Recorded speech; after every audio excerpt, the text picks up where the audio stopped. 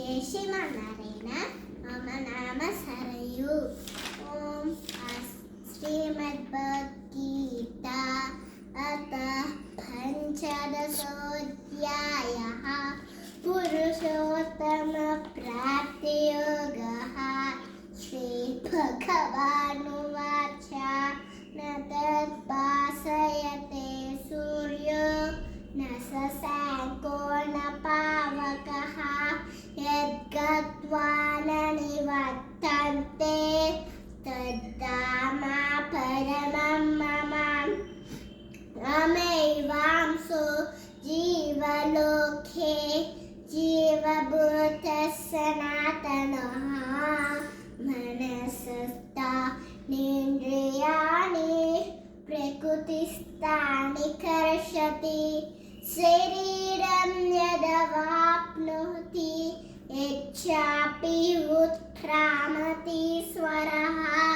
गृहीत्वैतानि संयाति वायुर्गन्धानि वासय श्रोत्रं चक्षुः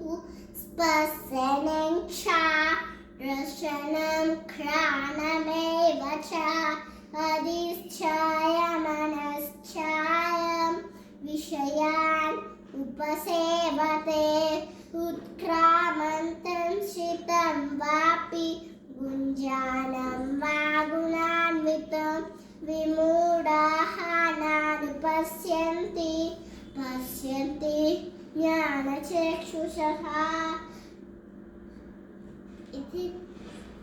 श्रीमद्भगवद्गीतासु उपनिषत्सु ब्रह्मविद्यायां योगशास्त्रे श्रीकृष्णार्जुनसंवादे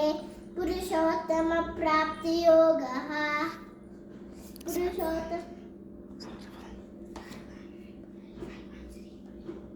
सर्वं श्रीकृष्णार्पणमस्तु